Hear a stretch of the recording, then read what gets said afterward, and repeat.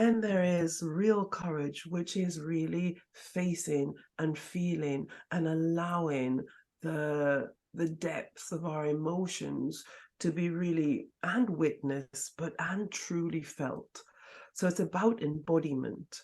And so, when we're really facing and feeling these deep levels of shame or grief or sadness, I think we are freeing ourselves up from the burden of what we have been taught to deny.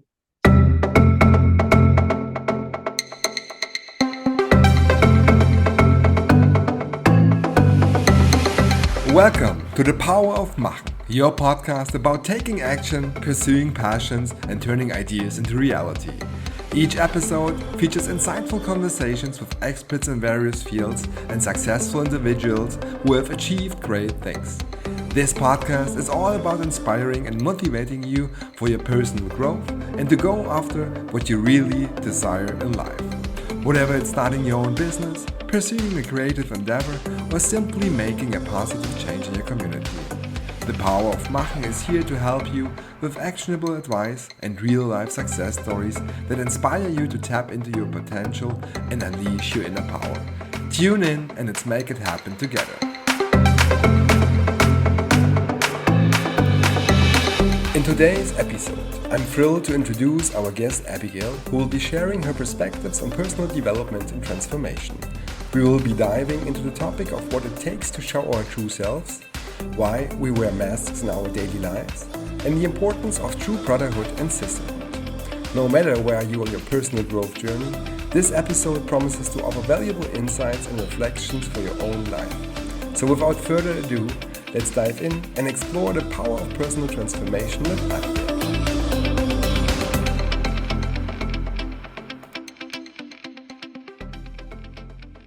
Abigail, warm welcome to the podcast. I'm really happy to have you on the show, and I'm really looking forward to our conversation.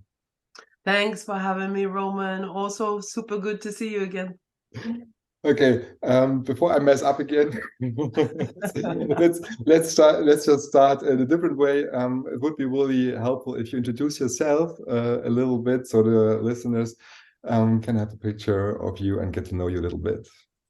Wow. Okay. Well, I do see myself as hopefully forever changing. So, but I guess if I was to introduce myself today, I would say, yes, my name is Abigail, and I am an integrative transpersonal psychotherapist. Super passionate about transformation, evolving, new opportunities, and the possibility and potential of pure diversification and adaptation. And hey, where can that take us today? Perfect, wonderful. And what I also found out, like on your webpage, is that you stated your belief on your webpage, which is really nice, and it really resonated with me. And you write on your webpage, "It's my belief and passion that who we truly are is yet to be discovered." That really like rose a lot of questions in myself, and I really thought about what's in there for me. But I would like to understand, what do you mean with that, and what do you try to let's say trigger with that sentence? With the people who read it. Yeah, I think that could go many ways, and I hope it meets people as it met you, which kind of opens a curiosity and a questioning, a deep inquiry into who are we, what's our potential, what's our purpose. And so I feel that, an inevitable part of our journey is as we come in as these essential beings, let's say, that through our journey of development means that we kind of detach and disconnect from our true nature, our true capacity, our deep potentiality. And I think in that journey of survival, as we know it, we start to believe that we are our identifications, we are what we attach to. And of course, we all develop a personality. And I think we get stuck in that personality. In this day and age, we swim in these beliefs of scarcity, of not having enough, not being enough, not feeling enough. And so I think we get stuck in this striving to prove our capacity, to prove our validation, to prove our worth. And we get lost in that, including myself, of course. I'm in it, in this big ocean swimming. And in that place, I think we go around and catch ourselves in loops, and therefore really miss the potentiality and capacity of our true being, and what really infinitely we could discover about ourselves, or maybe recover, maybe remember. Depends which angle you come at it from. But I think that sentence is provocative in that, where does that meet you? And that could be in the materialistic world, that, you know, certain careers haven't happened, relationships haven't manifested. But it could also be in your disconnection from the mystery, from the absolute, from the sacred, from divine, from God. And so I'm very much interested in our infinite possibilities and potentialities. Interesting. So, but why do you think are we disconnecting from ourselves? I mean, how do we know that we are disconnecting from ourselves? Because probably most of us think, no, I am who I am, and you know, why should I feel disconnected? So why, first question, why do we disconnect from ourselves, and how do we realize that we are maybe disconnected? Well, I believe that we disconnect from ourselves because we need to survive. And so, you know, there is this notion that we come in and we have two needs, the needs for authenticity and the need for attachment.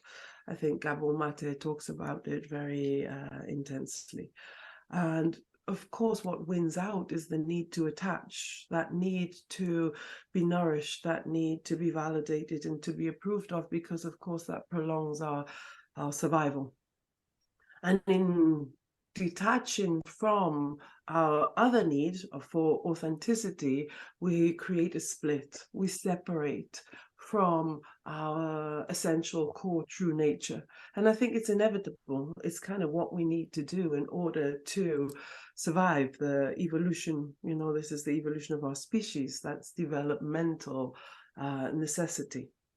And I think in doing that, we then develop certain strategies, certain patterns of behavior, which are intelligent strategies to get through. But what then happens is we become adults still playing out the same patterns, perhaps a little bit more sophisticated than they were when we were children, sometimes a little more sophisticated. And then we get lost, you know, and we believe we are these beliefs, thoughts, concepts, patterns of behavior. And you said, how do we know that we aren't ourselves? Well, with the clients I work with and also in myself, I know because I can be reactive at times, or defensive, or I'm projecting, or I'm in moments of judgment. And in those moments, it's my belief, in my kind of deep understanding and knowing that that isn't the fullness of my being. I'm caught in something, I'm defending something, I'm trying to protect my identifications or my concepts or my beliefs. So as soon as we're in that kind of reactivity, it's a real signal that there's a separation somewhere. We're disconnected from nature, from our life force, and we're in this role of separation, where I believe I got to do this for myself, I've got to survive on my own, and everyone's out to get me, or I need to get them, you know, these kind of battles of the species. I see. But that kind of behavior, isn't that something, I don't know, which like life like teaches us? Like, I don't know, like if you look at the professional life, exactly those behaviors of like competition, you need to be strong, you need to be this or that. I mean, that's probably the behaviors you're mentioning, which are taught to us or which we take over time by learning from others. Maybe they're turn out good, or maybe they don't turn out good. But I mean, isn't that like the surrounding which we are in? And I ask myself, like, if everybody acts like that, then isn't that something which should be right then, or is that something like so many people are doing it wrong? You know what I mean? Like, how do you separate the, like, let's say, the good and the bad? Which behaviors are like helpful and which are not, I think therein lies the confusion and complications and intricacies of the human condition. Because you're right, I think we are all swimming in this big ocean that is man-made. And because we've all learned disconnection and separation on some level, we have kind of developed this idea that that's the way. But I feel that there are so many things, maybe all of it, in society that's conditioned and programmed, and it's counterintuitive. And counterintuitive in the sense that it goes against our very being, in that I think we're here to transform, to adapt, to continuously create and find out our deepest and most exquisite capacities for new expressions and new life. And so I think we do swim in an ocean of, like I said at the beginning, scarcity, poverty mind thinking, coming from a place of real lack. And when we come from those places, yeah, we do feel like we've got to find the right resources to survive. We've got to improve ourselves, compete against each other. But in that kind of mindset, I think we are stuck. I think we are just looping and recreating the past. And every time we recreate the past, we destroy the possibility for evolution, innovations, new expressions. I see. So a little bit like wearing a mask, probably, huh? The way, Exactly that. mm, Our personality becomes this mask that is so fixed, and then we become fixated in a particular mode of being that it's so difficult to see out from behind. And that's, I think, my passion, my intrigue. And it takes courage, because you are stepping up and against society's norms, rules, regulations, how it has always been, how you've been told from your parents and their parents. And so transgenerationally, what we've inherited is really quite sodden. It kind of is heavy, and it takes a lot to kind of want to come out from underneath that unconscious veil and say, this can't be it. It can't be that we're just born and we repeat, click, repeat. It can't be. And so it's always been this real deep fascination of mine to discover and maybe recover what probably is always there. Like all the spiritual texts, they say it's inside. It is inside. And when we're stuck in that mask personality mode of thinking, we're cut off from the infinite source of vital, true life possibilities. we keep ourselves back, huh? We don't live up to our own potential, to our own potential to flourish our creativity, to flourish our personality, and yeah, really live the life we actually want to, like, which helps us. Yeah, I see. Right, we get stuck in like modes of shame, guilt, fear, pain, and we're all the time trying to escape or find the solution. I think that's what's out there more and more, the solutions, the make yourself a bigger and better model. But we're just building on the foundations that came before. And so the the driving forces are to escape shame, or not to feel pain, or to eradicate guilt, or to beat fear, and it's like kind of, wow, the more and more we're kind of fighting against these concepts and perceptions that are man made, the more and more we dig a hole and yeah, stunt our growth and maybe kind of extinguish ourselves. I see. But to go into those emotions, I mean, you mentioned courage already, yeah. Like, so what's your advice on that? Like, I mean, first of all, having courage to really look into those topics, I mean, takes a lot of energy, it takes a lot of courage, power to really go into. And when you're in that situation of, I don't know, like feeling shame or feeling maybe guilty or not having that self-esteem, which is maybe helpful, like, I mean, that's a lot of, I mean, that's not a nice place to be, no? But what you're saying, I believe what you're meaning is that it's necessary to go in those emotions or to go into those places to deal with it, or what do you mean with that?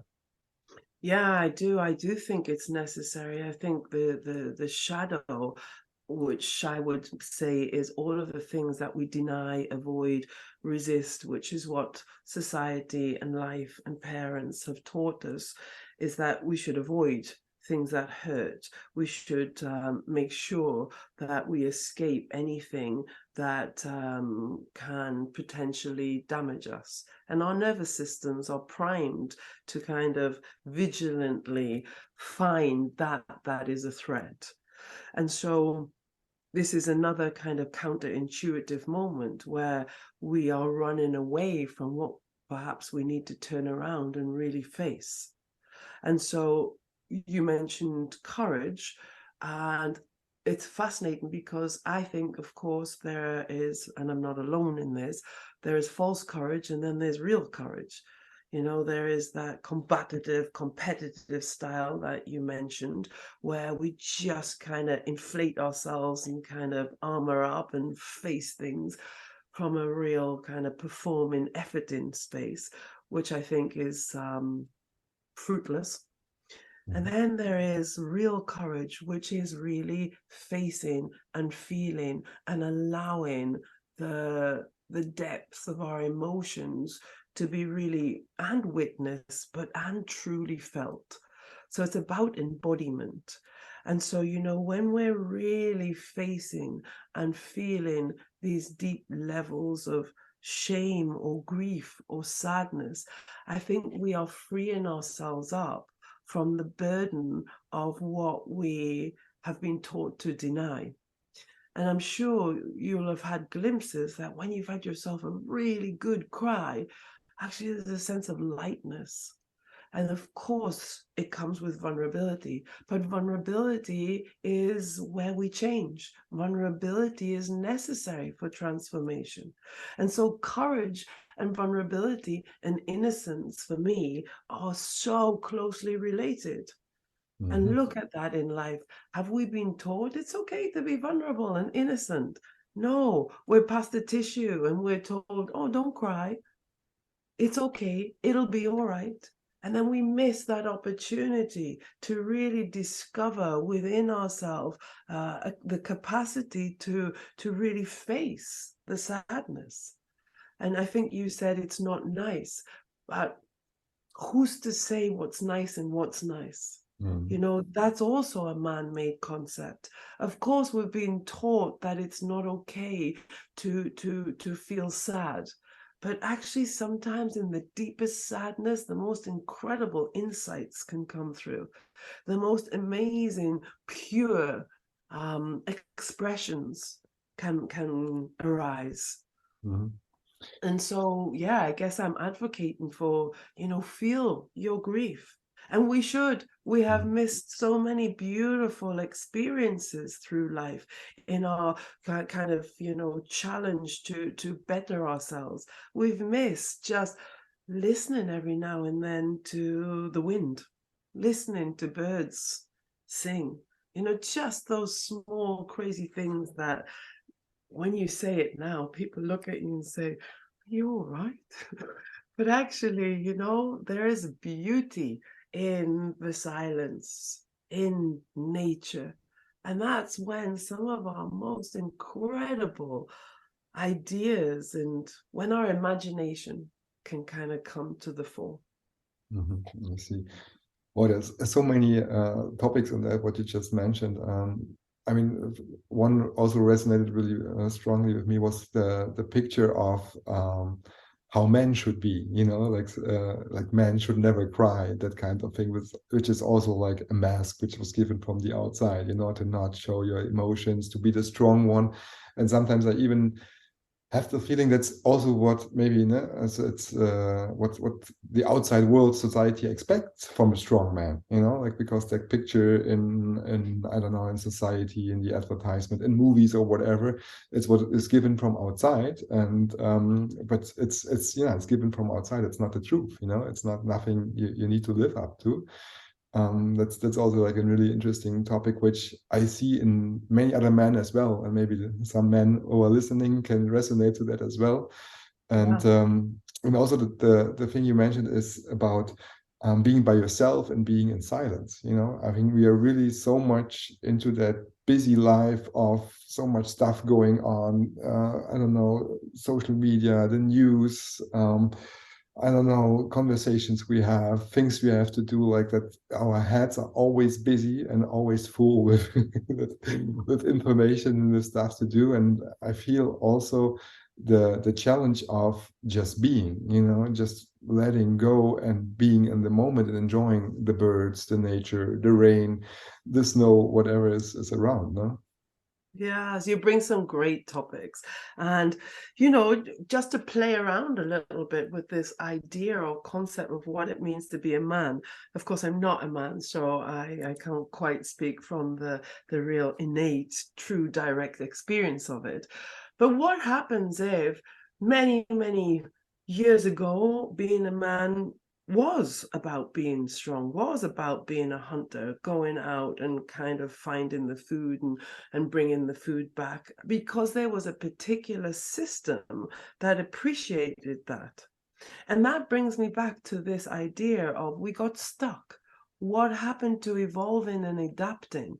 And right now, where we are in 2023, what it means to be a man, a new man, has a completely different relevance, has a completely different notion. And that's what we're not catching up with because we get stuck in regurgitating the past. So we're just like kind of right back in caveman day. Whereas now, what is a strong man? Actually, is it the courage to be innocent and vulnerable? What is it that we need to play with and actually open up into to find the new expression of men? Men going out into the forest again and doing brotherhood stuff and actually sitting around the fire and really in those really precious moments together where men meet men, discovering and reigniting what is possible. Because the truth is, I think we need real men and I think we need real women. And I think we're both, as a species, quite lost, as a race, quite lost. And so really we need real men and we need real women and we need to have those conversations. And sometimes those conversations are inconvenient. It's like kind of let's bash up against what it means for brotherhood, what it means for sisterhood, for women, let's get out of this silly, gossipy, bitchy, backstabbing kind of image that we have kind of sometimes got stuck in. What's it mean to be real human beings? What does it mean? What's a real woman or a real man in your eyes? Well, I'm not sure I'm qualified to answer. Just give it a try. I'm not sure if I have the complete formula, but I feel it's about really reconnecting with the depth of our being. It sounds so cliche to say love, but I do mean that in the sense of being able to be in this moment and let an openness and a freshness come through and express itself depending on the situation that you find yourself in. To be a woman who really can express her true desires, her true longings, and stand in them and not expect them to be fulfilled by another. That capacity to really allow ourselves as men, as women, to be fully seen, to allow myself to be touched by the beauty of who I am and of another. It's like real connection with true communication. I feel in the work that I do, I feel so blessed to go into certain group works and meet us all in our personalities with our shadows denied and travel through a journey, because I run retreats and different workshops.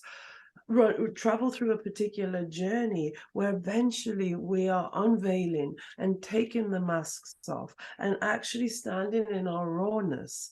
And that really is unique, because each one of us has this completely individual interiority.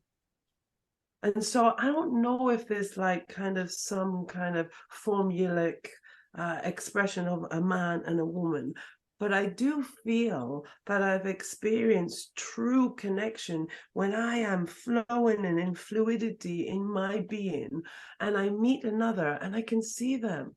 And actually tears can well up, because actually I feel the beauty in that real connection with another. So I don't know if that answers your question, real man, real woman, but I don't mean this in some woohoo way. I mean this with feet on the ground. I have seen your rage. I have seen your hatred. I have seen your pleasure. I have seen your ecstasy. And actually, warts and all, I can meet you. And I'm not afraid. And therefore, I don't have to protect and cover up. And you can see me and witness me. And in that moment, it's like, whoa, there's a unity here. I see you, brother. I see you, sister. And so the labels of man and woman fall apart then. They fall away. And it just, life meets life. The connection, yeah, life Yeah. meets life. Wonderful. You spoke already a little bit about you help people on their journey through seminars, workshops, retreats, whatever. Maybe you can, I don't know, speak a little bit more about that, because like maybe people are interested to go into that journey, go into that path, but maybe they're afraid, or maybe they're stuck in a surrounding in a environment where maybe those topics are more like not serious enough, or people don't open up, or they think that this is like the voodoo stuff, you mentioned a little bit. So for the people who are listening, who would like to experience a little bit more of that, or like start working on, let's call it self-development, or like opening up, living to their true potential, how can they start, and how does your work look like? Maybe you can share a little bit of that. Okay. I'm not sure if the word help would be the one that I would choose. I think I might substitute that for facilitate. Sure, of course. In that I think that we all have that capacity inside to be curious and inquire into our own interiority. And so I feel privileged to do the work that I do. And of course, it takes different forms. So I work individually as a psychotherapist, and that can be a starting point for some people. And of course, that involves a connection of inquiry, discovery, exploration, to meet someone exactly where they're at. That's always my aim. That psychotherapy, which kind of sounds sometimes a bit scary to people, can just be an everyday kind of conversation on one level, but it has some kind of artistry in it, in that we are not just talking about the weather, even though the weather and nature is also incredibly important, right? Sure. on some level. But it's really the spotlight is on you, where you get this opportunity to dive into who and what you are. Where did your perceptions come from? What are your beliefs? What are the places where you feel stuck? So they can start really with simple questioning of what is working in your life? What is it that really, truly matters to you? And those simple questions can range from, surface level to really dropping deep into the depths of spiritual kind of inquiry. Mm. And then that's, of course, a one-on-one. And then I have different workshops and retreats. I mean, there's so many out there. But the workshops and retreats that I'm involved in really are about moving from the personality into our deeper essential being. What are the qualities of our true expression? And I think even though there's a universality for all of us, they're just unique expressions. Each one of us has just beautiful capacities to shine. And so that in itself is exciting. But of course, coming back to what you said, it's scary for people. And I think it should be. And then this is where I really embrace those deeper aspects that have been poo-pooed or denied, that let yourself be a bit scared. When we come out of the comfort zone, it is scary. When you're in the comfort zone doing exactly what you know how to do in the routine that you have practiced year in and year out, yeah, there's an ease to it, but there's an incredible mundanity to it, or boredom that kind of really crucifies us, right? That's suffering. And so when you step out of what you know, it is a bit wobbly. And I think that is the crux of self-development. Can you step into not knowing? Because, of course, the brain always wants to know. The brain, the mind always wants to make sense of it all in the logic way that we have been touching on, which is completely distorted and puts you right back into the comfort zone. Right? So being a bit wobbly, being a bit scared is a really brilliant sign that you're stepping into a possible expansion, change, adaptation. We don't know how to do it. And that is really at the center of growth and development. Mm. So I think getting really good at not knowing is probably a great starting point and a brilliant skill. Mm. When And you the take a same, deep breath. yeah, that's good. Right? Of course. At the same point, I mean, I really like the concept of leaving the comfort zone, like going into the learning zone, or then, even further into the Yes. chaotic I chaotic think we zone. all do. We We, all love that we, concept, we, but deeply inside, we're terrified of we're change. terrified of it, of course. And I think it's also, like, speaking of myself, I can only speak of myself. It's terrifying, and it's also sometimes I don't have the energy to move on. Like, I feel like, it's life is busy, and it's also okay to stay in the comfort zone, to just stay safe, let's say, and not go into that space which creates fear or anger or any kind of emotion. So, and I'm just asking, the question probably which is in my mind is, I think to move out of that comfort zone, you need a safe space. You need the right environment to really go for it and not to be judged about it. Because we spoke about different energies in our society. We spoke about different energies in professional life. Where maybe showing emotions is a sign of weakness to many other people, or it even separates you from, I don't know, like from the group or whatever. And to really go into those topics, I think you need like a safe space to really show your true self and not be judged to experience that kind of emotion experiences you just mentioned. I think it is so important what you're bringing to the table, which is there's one kind of safety that you feel in a comfort zone. Mm-hmm. Yeah. And that I would say is a false kind of safety. I Mm-hmm. think that's Okay. one that reinforces the patterns, structures, beliefs of survival, which of course we need. Mm-hmm. And then we're talking about thriving. Thriving requires a safety zone or a container which is non-judging, which is expansive, and understands that growth has no edges. So without a safety container, Mm-hmm. none of us do anything. It just depends on what we're understanding as safety. But of course, when we are doing workshops and retreats, that's one of the main ingredients, that safety is created. How do you create safety? Well, everyone's doing the work. There's a sense of self-responsibility. People are really standing in ownership. They have certain acknowledgements that, hey, if I'm judging, it's actually more about me than it's about anything else. So it brings a particular, quality of maturity to the table. And of course, this requires, a journey. It requires doing the work.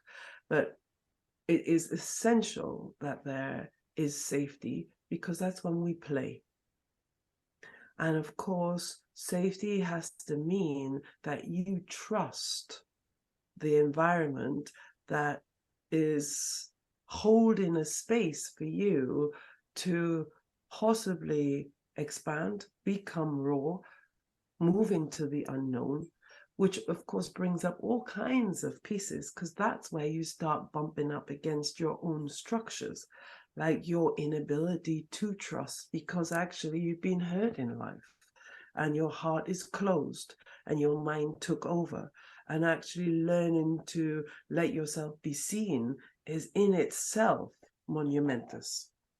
Mm-hmm. And of course, I mean, this is such a huge and beautiful topic, but it's the same in your microcosm, right? When you're in a relationship, if there isn't safety and you don't trust your partner, they've hurt you in some shape or form, you feel rejected, you feel betrayed. Obviously, we're bringing our stuff from the past that hasn't been processed. But in that moment, the opportunity is to really look at, what is it that I'm bumping up against that is really interfering with my ability to trust? And that's what great workshop retreat spaces can offer. That container where you do bump up against the structures and patterns and behaviors that keep you restricted and limited, so that you can kind of burst out of them and drop what you think you know to move into what is possible to know. Mm-hmm. When you go into in that process and really dropping your beliefs, your belief system, that sounds scary, and it is scary, and it's also the It situation is of scary, it is, yeah. yeah, definitely, and it's also a situation when you reach that point that you are totally unarmed, like you're not like your Right. whole world turns upside down. No, I mean it's also like a situation which yeah, is scary at one point, and also, well, what comes after, like what's next, because the world out there is still how it is, but after you dropped all your weapons, you believe, or like that's not all, I would say, like parts of it, and you change your worldview, and then you get back into the world like it is before. Like, how do you deal with that? I mean, that's also, I think, a big challenge when you do self-development. Huge pieces, and they all excite me. So a few things came to mind. I heard the other day that when the caterpillar goes into the chrysalis, it drops its head, Mhm. doesn't take its head into the chrysalis.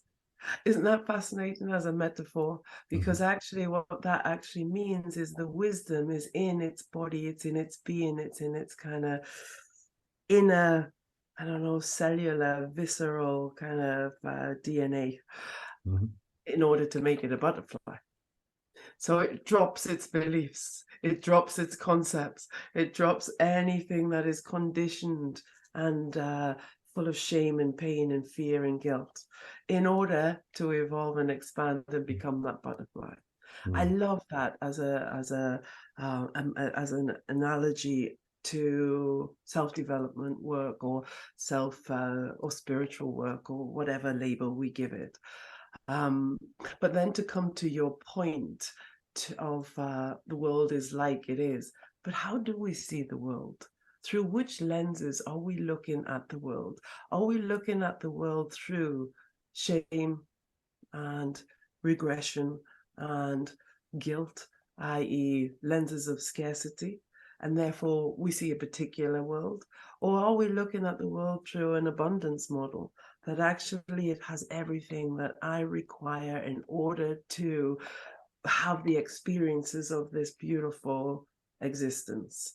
And that I think is really important. Like, we don't see reality as it is, we see it as we are.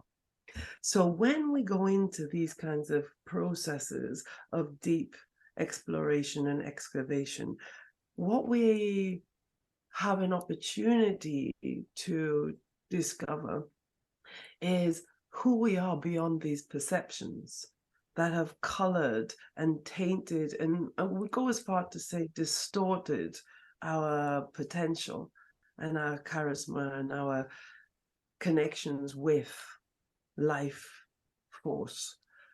We have this real opportunity to let go of the past and come with the freshness. And then what is possible? When you now look through eyes that have seen beauty, have felt beauty, that know beauty, that really discover, I know who I am. I am part of existence. Then everything else has to change, right? So it's really quite controversial. Do we have the experience in life of destruction and pain continuously because that is how we are meeting life? And therefore, does life meet us differently? My experience is yes. If I have really opened my heart and felt beauty and therefore mutated in some way, and have these glimpses of real connection with something that actually now looks beautiful, that before was quite ugly. Now I'm in it, right? We're in this ocean. So that is my journey. It's like, whoa, which mindset am I in? Okay, I'm carrying some guilt here and I'm bumping up against this real pain of separation, Mhm. and actually I know that I'm just part of this evolving existence, and this could be an opportunity to wake up, because that's the other thing, right? That actually, if we look at these things that we feel scared or we feel kind of less than, then we get stuck in an idea that actually whatever it is that we go up against is never going to manifest. And we repeat, and then we, I don't know, find ourselves in this kind of place of resignation. And then we think that that's all that is. So the deal is, how do we just keep waking up? How do Mhm. we keep kind of, motivating ourselves? And mine is just a passion. It's like, actually, we can continuously adapt. I was going to say something else there, but I lost my train. And maybe it's coming back in a bit. Um, Hopefully.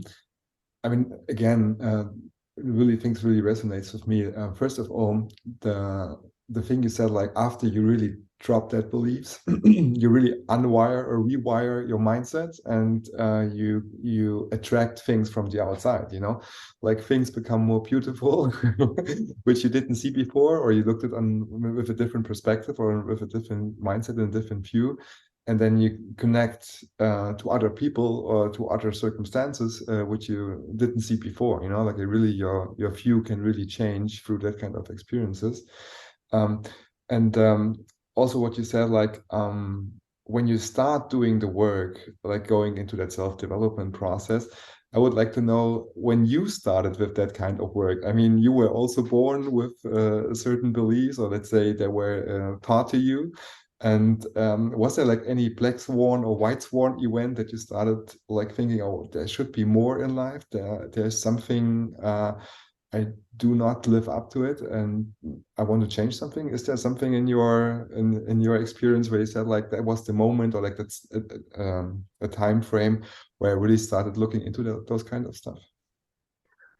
I think I probably was born on some level with a cell that just was excited about transformation and potential. I say that because I guess I was born in the northeast of England with a white, blonde, blue-eyed mom and a chieftain Nigerian father.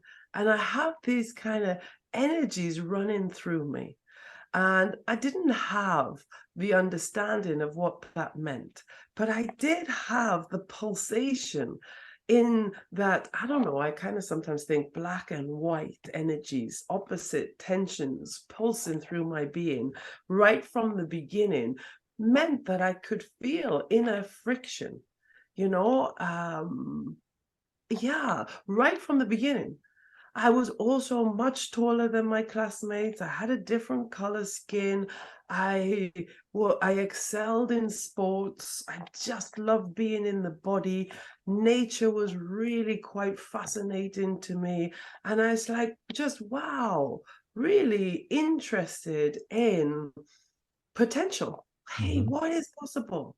And always pushing kind of limits, And in my sports, it was fantastic because I could always kind of feel this like surgence in my body. I played netball to a high level. I ran. I was really kind of in the body, and I could feel always that there was more and more and more.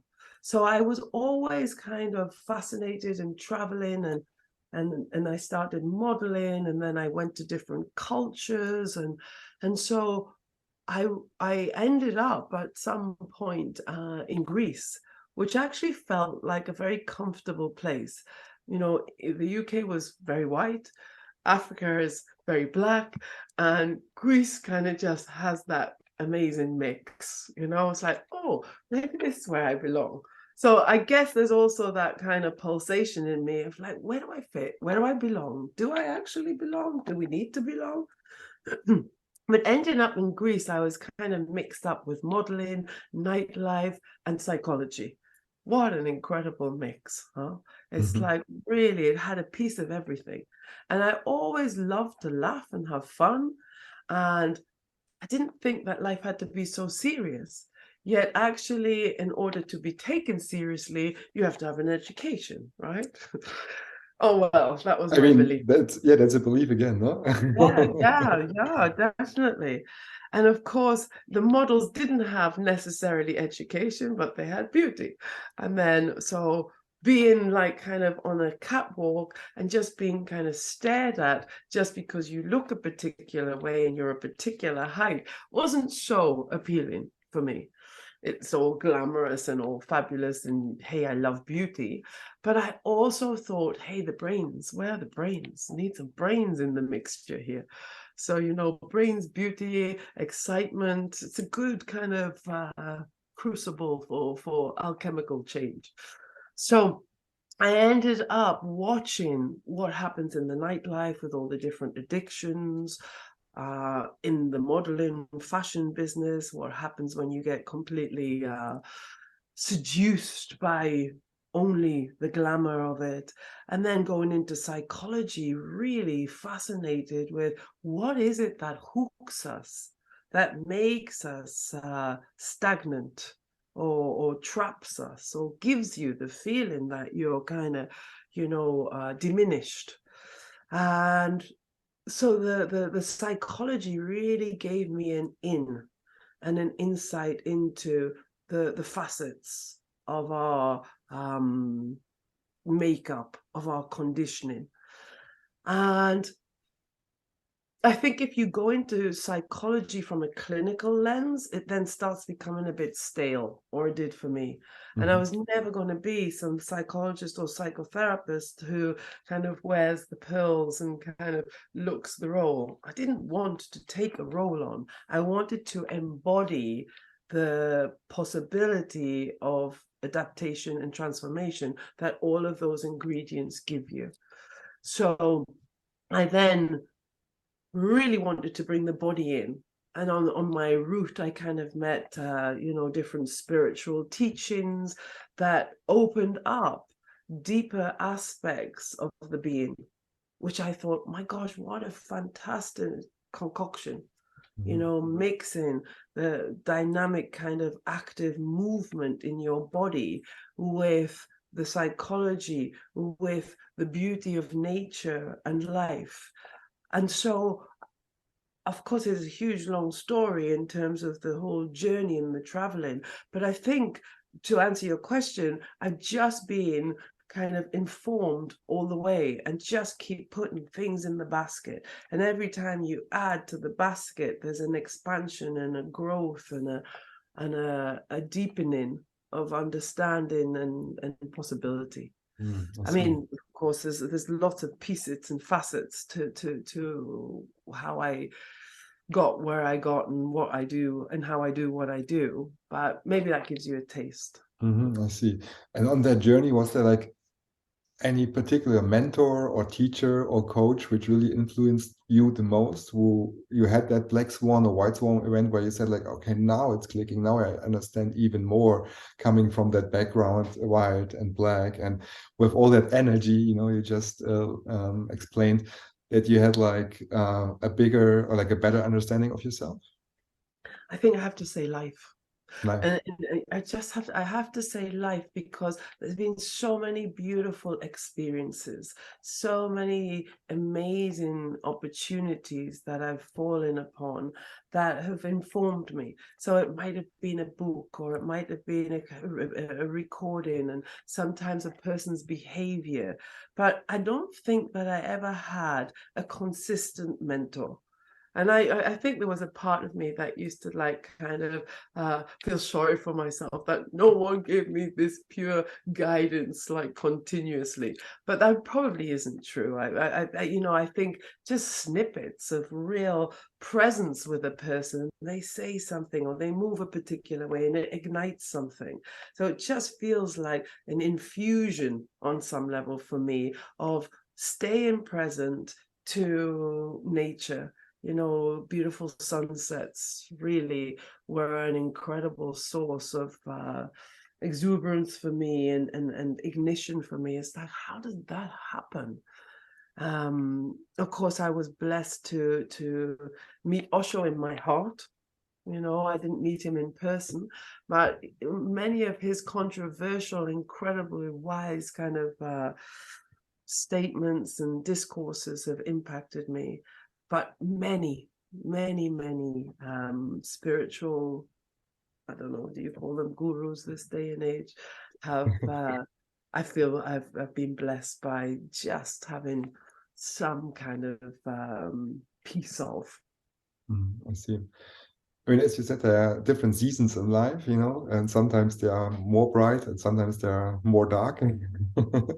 um, like nowadays, when you, I don't know, like have maybe some darker moments or like things are not working out so well, how do you get yourself back on track? Like what's the practice, the routine to again get on that path which gives you the joy and the fulfillment, the potential you live up to? Oh, good question. I don't think I have specific kind of ways. I used to have like kind of dynamic meditation every morning.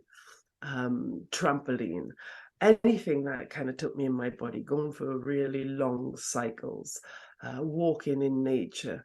I love to drive fast and scream at the top of my lungs. I don't have road rage, and maybe I don't have road rage because I drive fast where I know there's no cameras, of course, and often where there's no one else on the roads. Otherwise, if I have someone else in my car, I'm very, very conscientious. It's not like in Germany However, with the autobahns, like my that. God, It's ours not is like, like yeah. 70 miles an hour, which is not so fast, right? But really, putting the music up, music does something for me, and I do scream. Sometimes I'm singing top of lungs, but I do feel that. And this is an interesting one. I feel that anger and rage is such a passionate, hot energy. And if it's contained, I don't mean the externalization of it in that case becomes destructive, but feeling rage in my body, feeling, because often my go-to when things are feeling like they're pushing up against me, and that kind of cliche saying that an obstacle isn't in the way, the obstacle is the way. I really take that on. And when I'm pushing up against something and I have those dark moments, I feel I'm quite lucky that I don't necessarily go down, but I think I kind of can go up. So I can go up with like kind of rage and excitement and passion. And I love to experiment with that. Some of us cut that off and we go into a more solemn, kind of depressed place. That isn't my go-to. My go-to is that I get really rageful and not with something. Maybe at some point it was with God, but now I've kind of got a little bit wiser and a bit more mature on some level that this is happening. What's my opportunity here? I can't see it. I'm blinded. So anything that will allow me to just feel, I'm going to call it my animal soul. I love the animal soul. It's like we've sophisticated it out of ourselves, but it leaks and now becomes dangerous because actually we don't let ourselves express what is our primitive, true, instinctual nature. So feeling into, and sometimes, in the workshops that I run, feeling into our teeth, our claws, our tail, and allowing that energy can turn into such fun. And feeling again, okay, the life force, woof, and it kind of brings the spark and the ignition and the flame back to a place of kind of containment and understanding. And sometimes that clears for me a fog. Maybe it's not in that instance, but it clears something, like flushing your pipes out, and woof, the volcano kind of explodes, and woof, there was no collateral damage this time. Okay, this is all right. But I think that I'm saying that each one of us has that flame. Each one of us has that capacity. And I think a lot of people are scared of anger. That's the other side. You were talking about kind of being scared to show your raw vulnerability. I think anger has been completely squashed out of us, that you're such a terrible person if you get angry. But it's our vital life force. It's our passion. It's what kind of pushes us and takes us to the next possibility, the next expression. Yeah, I totally understand. And now I actually want to know more a little bit, because when those situations arrive, when that life force really hits us, be it anger or any other emotion, like, do you let it go like in that moment? Because most people of us probably would swallow it and then, never let it out. But if you leave it out in the morning, in that moment, and you are in public, I mean, people Right, might so get that's the scared. difference. Yeah, That's the like difference. what do you do? How do you? I mean, just maybe it's too practical, or maybe really, like, because those emotions, they don't built up. They are like, if you push a trigger, it's there, like it's not Yeah. like it arises over 2 hours and then, okay, now it's a tipping point and I can go into a room and can, I don't know, let it out. Like, how do you deal with that emotions really coming up when being in that situation? Well, I mean, I hear you, and you're talking about kind of the times where you haven't got into an ownership or a connection with your own anger. And that's why I think anger work is crucial. So if we've never experienced what it's like to let an eruption fill your being, then sometimes it just overflows. And in that moment, there's a blind burst of rage. And probably that's why most of our prisoners are imprisoned, right? Because they've had blind, rageful bursts that were uncontrollable. But what happens if you make friends with your anger? If you actually give space and time instead of pushing it down, denying it, avoiding it, telling yourself you're a bad person because you feel these terrible things, what happens if you give space to journal out your rage, your hatred? That's one way to embody it. And I don't mean just expel it. I mean learn to feel it pulse through your veins. And it has to become a practice. Because when you really know yourself and oof, it's starting, that real kind of, beginnings of the ruptures, it's kind of, I laugh sometimes now.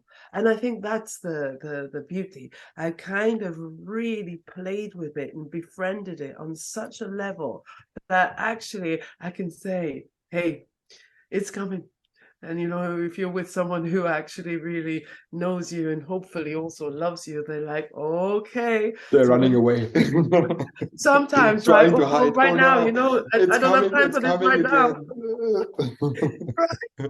Oh, I could catch myself and say, you know what? I might have to take some time out. I'm going for a drive. My husband would say, "Oh, that music was loud last night. You were in it, huh? Oh, was it?" I see. Yeah, wonderful. So you learn how to channel it, and to work with it. Right. I mean, it's beautiful to just kind of play with it a little bit. It's like, yeah, what happens? What does happen? That's another inquiry. It's like, when does this kind of hot red energy kind of take me? What are the signals in my being that actually it's about to happen?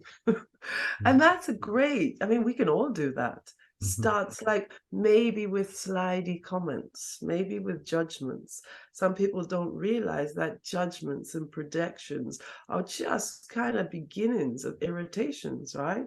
Small agitations, frustrations, because that's the thing, right? We have really lost connection with our felt sense. We have lost connection with the language of the body.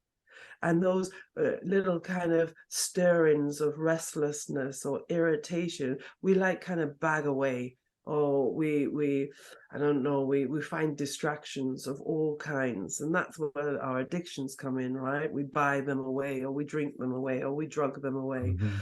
or we medicate them away.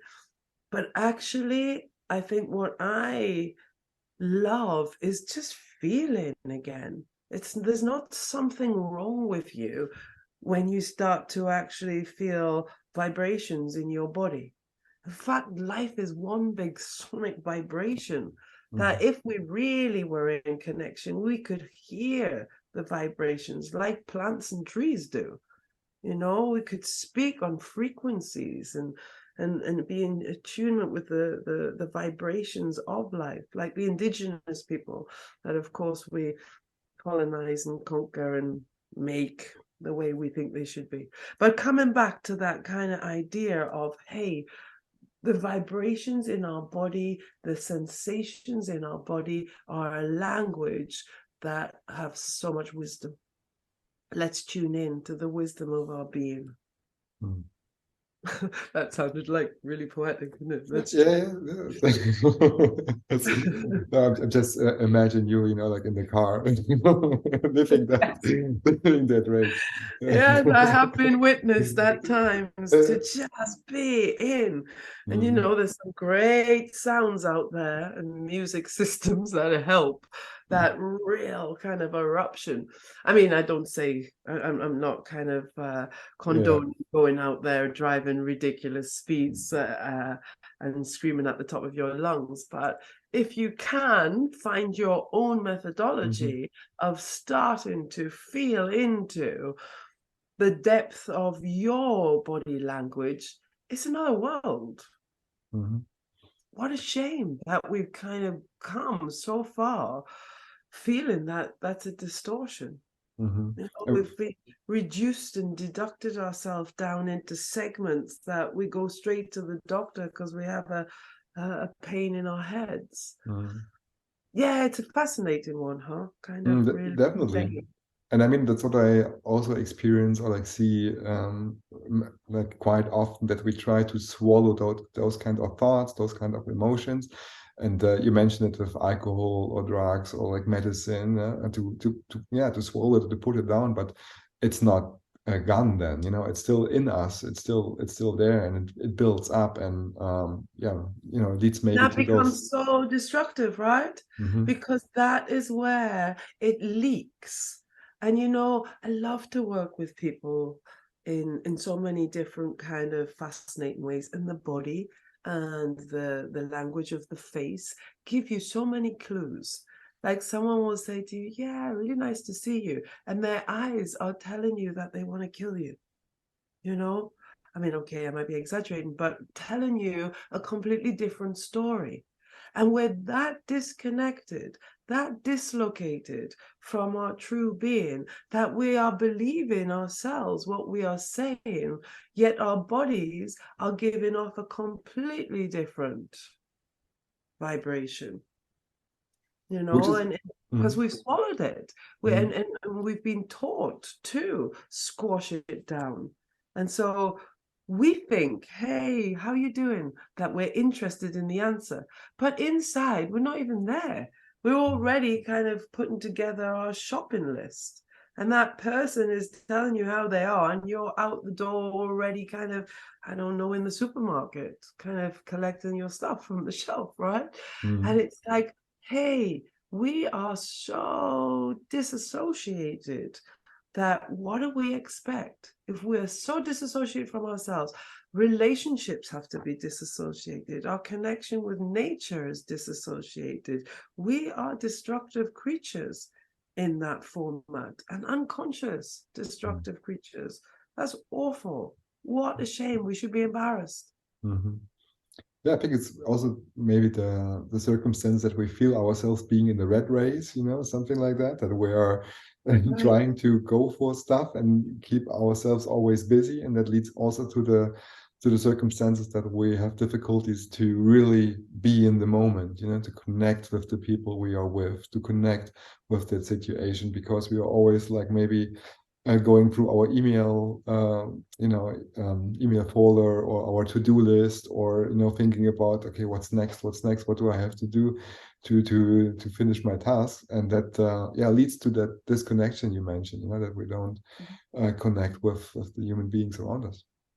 We are all in it, huh? And I know in myself, email after email, I just heard a twing there. It's like kind of, yeah, it's like that rat race. I remember, lived in London for such a long time, many, many years. You just get on like kind of the tube and you just be some automatic robot kind of going about your business. And we just didn't care. We still didn't care about our fellow person. Walk past people in the street who are homeless. How is that possible in 2023? But we've numbed off. And I think we've had to numb off because the overwhelm and the swell of information and stimuli that comes at us is just fierce. And so I'm in it. I get it. It's like, how much can you take? How much can you process? How many people can you swim with and facilitate with and care about and love? Like, really, it's kind of the disease of our times, right? Like, kind of, we want to be caring people, but there's so much. So how do you come back to the center again and again? And, you know, for me, that has to be creating moments of silence. However we do that, looking in between the lines, remembering that there is a divinity out there. How do we just keep coming back and remembering and reconnecting? That has to be a part of our everyday living. Like, we wake up in the morning, just remember, take a breath, really feel the silence, the magnitude of the silence. You know, I just saying that, when I really came back to London from Greece and I was in the rat race in a massive way, I remember just kind of being squashed on the tube at times, just kind of breathing into my belly, just kind of seeing if I could still tune in, if I could feel the silence among the kind of racket. And I still could get glimpses, and I still can. And so I have to remind myself over and over again, my breathing. Can I feel the silence in this moment? Can I experience the silence when I'm present with another person in the in between the lines, in between the sentences? Can I feel the space in the room and realize that it's because of the space that we can actually be here?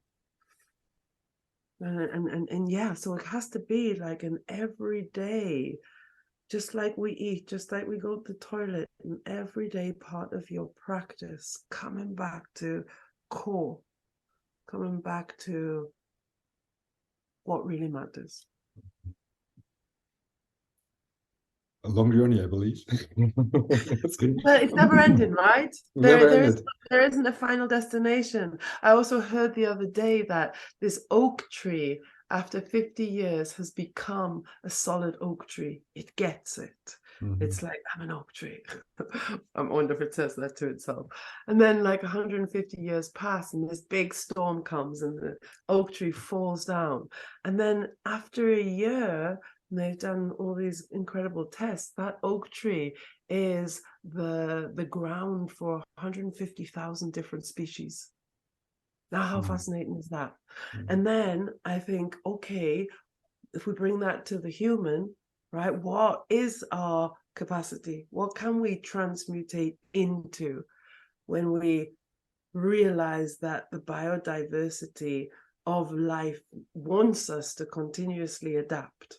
I mean, that's now known, right? And there are some brilliant people really kind of going into the depths of this stuff. But really, imagine we are intelligent species with what's inside us, all of the different kind of fungi. And I mean, yeah, we could go into the whole biodiversity of it, but what actually can, if we're awake, we transmute into, that we give to life again.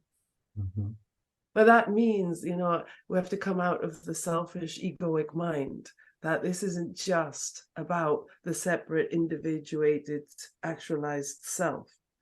We are part of this incredible system of life. And if we wake up, which is kind of my journey, just coming back to you, highlighting it's never ending. It's never ending. Osho used to say, never born, never die. And then more and more I start to get under an understanding of that. It doesn't mean in this kind of format. It's like, what do we kind of adapt into, transmutate into? What is that we are then giving back to life? Or is it back to life, or becoming part of this incredible system of source and existence? I mean, wow. Does that sound like completely off the map? No, uh, no, it doesn't. Not that I'm ready, Yeah, to yeah. become some other species, but I'd like to kind of bring more and more awareness into possibilities and Mhm, expressions of what is possible. mhm. What are the, what is possible and why there are limitations in our heads, no? Or like in our thoughts, and yeah, like breaking them to reach more. I see. Yeah, I don't like limitations. Who does, right? I hate the idea of restrictions. And yet, yes, we're in the world. It's not good to go out there and smash everything up, right? But how do we consciously lift limitations and restrictions in a way that we add to the evolution and don't take away from it? Hmm. Yeah, I think there's also a chance in it. I mean, limitations or restrictions, however you call it, are also maybe there to protect us at some point. And the question is like how you prime yourself. I mean, also the wording, limitations and restriction also create something, in us in our heads. And the question is like, how you name it yourself, or how you see it yourself, how you perceive it, and then you can also, yeah, change it, or like, have a different priming to deal with it. At the same point. Yeah, I mean, it is true. How do we kind of specify or define limitations? I think for Yeah. me, it's definitely the mind, my mind. How do I get caught up in ideas that limit my capacity to change? And that idea of change and adaptation is frightening, as it means that there's a death of everything that you once knew. Like letting go, letting go, letting go, surrender, surrender. It's easy to say, I'm in this world of change and transformation. And I see when we've had a life of real attachment to specific kind of materialistic aspects, or just beliefs and concepts of my accolades, my achievements. It's like, how do you let those go and then step to the next kind of possibility or opening? Mm. And I think it's definitely kind of a journey, right? Yeah, and I also believe that you don't have to let go everything. I mean, there are also a lot of like super positive experiences, or like even beliefs which serve you really well, which are functional in your life, which help you actually to come in your energy, or have a positive mindset. And I don't think you have to drop those as well. I mean, there are also like, yeah, you don't it's not always like I have to leave everything behind. Like I call it like a backpack. In the backpack we all carry it, and some of the stuff in the backpack is really helpful, and some of it is doesn't. And I'm so with you. I really am with you. I think more so I would be pointing to that I discover as a limitation, letting go of a limitation, because it's really interesting, isn't it? Because it actually comes back to the comfort zone, what you know. And even though many of us have different behaviors, attitudes, expressions that we know are not good for us, we still find our way back to expressing them or holding on to them, right? It's like, I think I heard somewhere that the cost has got to outweigh the benefits. mhm. And then change is more likely. But not always, not always. And in the realm I work in the field that I work in, it fascinates me to tune into those people who will jump and those who won't, even if the costs are life itself. That's when maybe addictions really get a hold of you. And actually, that one next drink, even though it's going to explode your liver, or that one next injection, even though it's going to raise your heart to dangerous levels, feels better than life itself. And that's a fascinating point to me, you know. I interviewed a lady the other day who was like, I've just had enough. I have had enough. And I don't really care if I'm here or not. That really feels, you know, deeply sad in me, because it's like, what have we done? Where have we reached? We've reached a place where not living is more seductive, more enticing than jumping and leaping and having an act of courage. And I do get fascinated with the different angles. So I don't think it's one size fits all. Here I am passionate about evolution and maybe becoming a different kind of species to give back to life today. It might be different tomorrow. And then there are people who are like, you know what, I'm good where I am. And then yet other people, you know what, I'd rather not be here. And that's what creates an incredible diversity in this beautiful existence, right? So that's where I feel good, bad doesn't quite exist for me. You know, it's not right, wrong. It's not sad, happy. It's everything. You cannot have night without day. Osho used to say that the surface of the ocean is as important as the bed of the ocean, and everything in between is why we have the ocean. Mm-hmm. And also everything's, yeah, I see. And I also think a lot of stuff is like individual perspective, you know, like what works for one person does not might work for the other one, you know, like that's also a true, I think, I mean, and why, again, it's only my view, you know, like it doesn't have to work for other people, but I also believe that also helps to understand, or let's see, accept other perspectives, you know, because they have a different reality, or like a different true, bad, right, wrong, shadow, light, whatever, you know. And that's absolutely, that's where I really believe you've got to meet the person. I've got to meet myself where I am, you know, and with a beginner's mind, learning all the time, because I learn and grow all the time from perspectives of others. Some that make me go, oh my God, no way. And some that are like, oh wow, yeah. And that's just part of the whole journey, right? Gosh, how dull would it be if you had all the answers, right? As if we could, infinite beings, as if. Okay, Abigail, I could go on for hours with that conversation, but let's try to get close to to the end of our conversation. I have a few more questions, and I hope to bring them through. You mentioned about like we're never done, or like it's a lifelong journey of learning. I would like to know what's missing inside you these days, which which is missing to take yourself to the next level.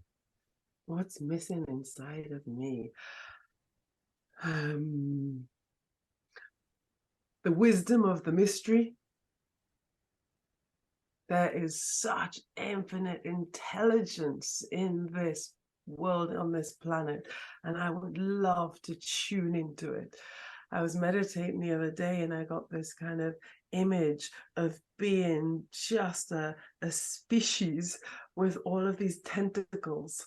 Like I could just kind of suction myself and just tune into the frequencies and vibes of life, and all the wisdoms and the incredible, intricate kind of exquisite intelligences, fragrances and kind of tastes. And it's like, ooh, imagine being charged with the wisdom of the universe.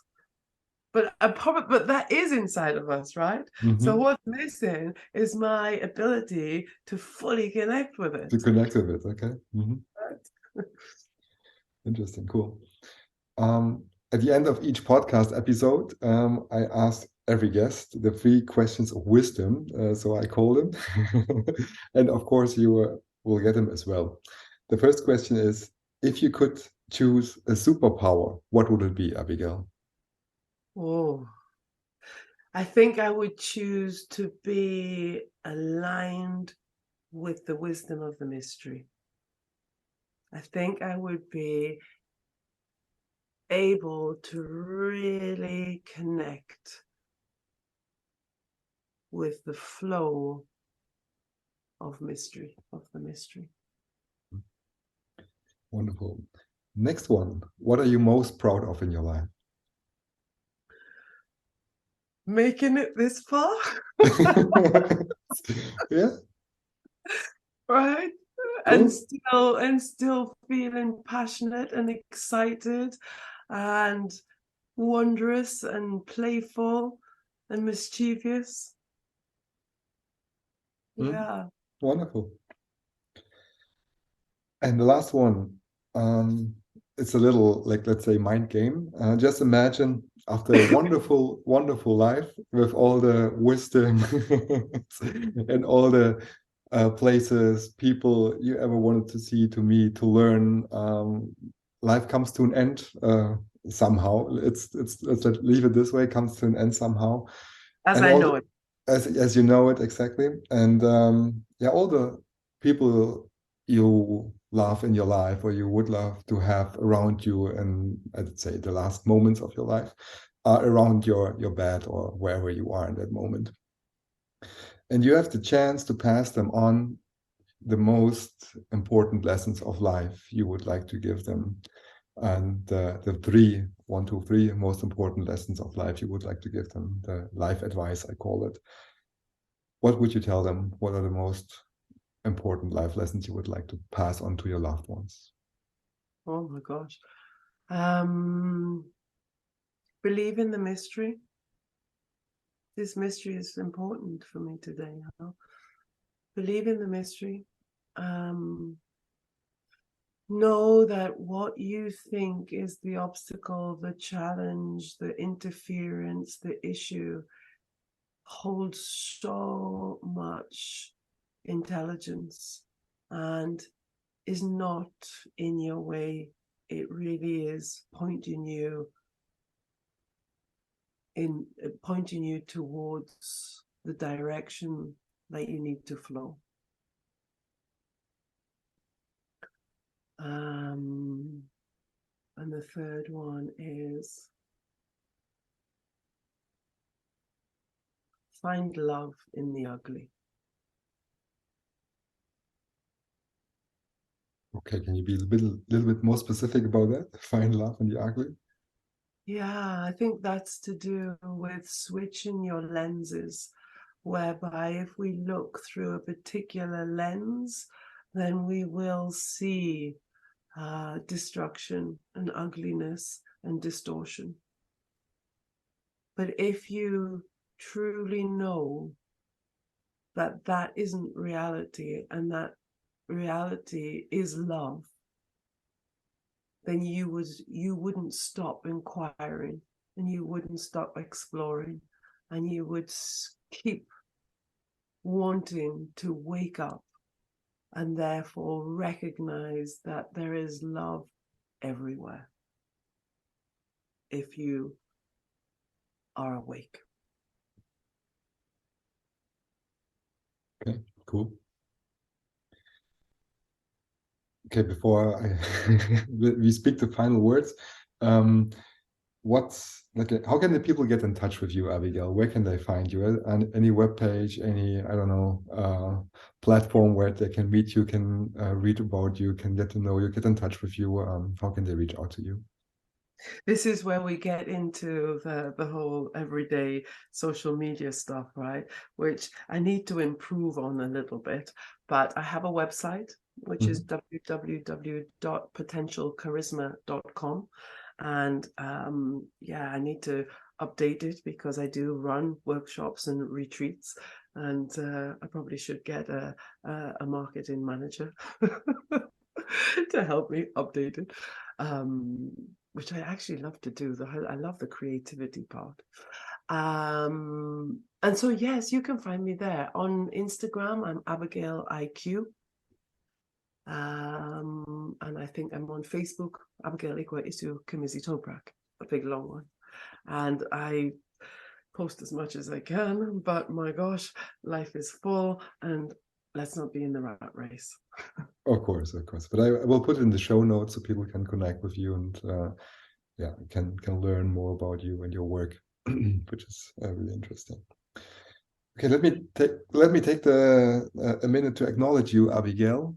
First of all, thank you very much for taking the time to have that conversation today, and also taking a lot of time to speak, to open up, to share your knowledge. That's it's wonderful. I really like it. I really love it. There's a lot of wisdom in it, and I'm sure many people will be inspired by that content. Secondly, I would like to thank you for being a guiding person to guide other people to wake up, to live up to their potential. It's a strong work. It's maybe, I believe, also difficult sometimes, and consumes also your own energy to really connect with other people. And that's not everybody's willing to go into that service, to help other people to evolve, to reach a new level, and to really go for their own personality and their own goals and dreams as well. And that's really cool. I really value that, and I really enjoy seeing that. And I would like to say thank you that you do that. And lastly, also thank you for being so authentic, just being you. It's always a pleasure to connect with you, to talk, to share, to exchange thoughts. And thanks for being the person who you are. Roman, and thank you. Thank you for what you do, your time, your space, your fabulous questioning. I know you aren't fooled easily, and so I appreciate your questions and digging. And it's like, don't believe everything. Really experience it first. So fantastic and great just to see you and hang with you again. Yeah, we could talk for forever, right? For sure. So let's let's come to an end. And thanks, Abigail. All the best to you and for your upcoming projects. And And you too. Thank you. Thank you for tuning into this episode of the podcast with Abigail. We hope you enjoyed the conversation and gained valuable insights on how to continue your journey for personal transformation. If you want to learn more about Abigail or any of the topics discussed in this episode, be sure to check out the show notes for relevant links and resources. And if you haven't already, please follow the podcast to ensure that you don't miss future episodes. We would love to hear your thoughts, so please leave us a comment or review letting us know what you found most valuable. Your feedback helps us to continue to provide you with exciting ideas and insights for personal growth and development. Lastly, please share it with a friend or colleague who you think might benefit from listening to it. Thanks again for listening, and we will see you next time on the podcast.